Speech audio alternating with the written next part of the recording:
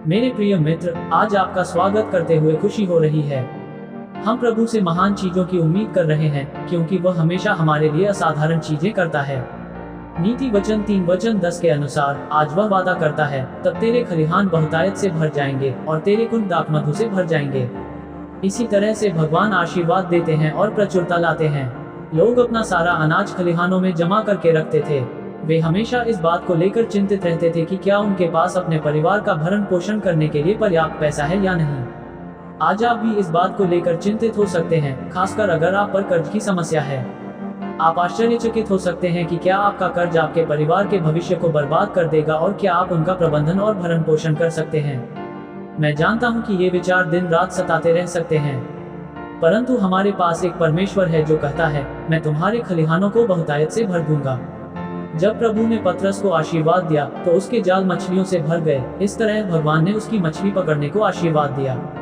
इसी तरह जब यीशु ने हजारों लोगों को खिलाने के लिए रोटी तोड़ी तो रोटी से भरी 12 टोकरियां बची थी जिन्हें लोग नहीं खा सकते थे।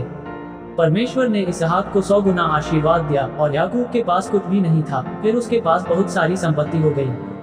भगवान इसी तरह आशीर्वाद देते हैं और भरपूर प्रदान करते हैं, इसलिए चिंता करने की कोई जरूरत नहीं है।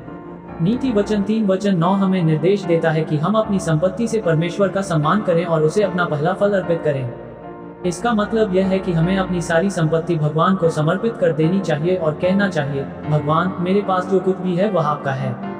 मैं अपनी सारी संपत्ति और धन से ऊपर आपका सम्मान करता हूँ। अपनी भक्ति दिखाने के लिए मैं आपको अपनी आय का पहला हिस्सा दूंगा और मेरी भूमि से मेरी सर्वोत्तम उपज।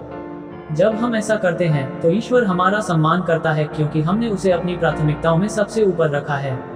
यीशु के प्रति हमारा प्रेम तब स्पष्ट हो जाता है जब हम उसे अपना सर्वश्रेष्ठ देते हैं। तो मेरे दोस्त, आइए नीति वचन 3:10 में वादा किया गया आशीर्वाद प्राप्त करें। तेरे खलिहान बहुतायत से भर जाएंगे। हमारे पास जो कुछ भी है और जो कुछ भी है उसमें भगवान का सम्मान करके। प्रार्थना। प्रिय भगवान, मैं प्रचुरता से मुझे आशीर्वाद देने के आपके वादे के लिए आभारी हूँ। आप महान और शक्तिशाली भगवान हैं, जिनसे सम्मान और धन दोनों आते हैं। सभी को महान बनाना और शक्ति देना आपके हाथ में है। मैं प्रार्थना करता हूं कि आप मुझे अपने बच्चे के रूप में आशीर्वाद दें, ताकि मुझे अपने जीवन में और कोई कमी और नुकसान न देखना पड़े।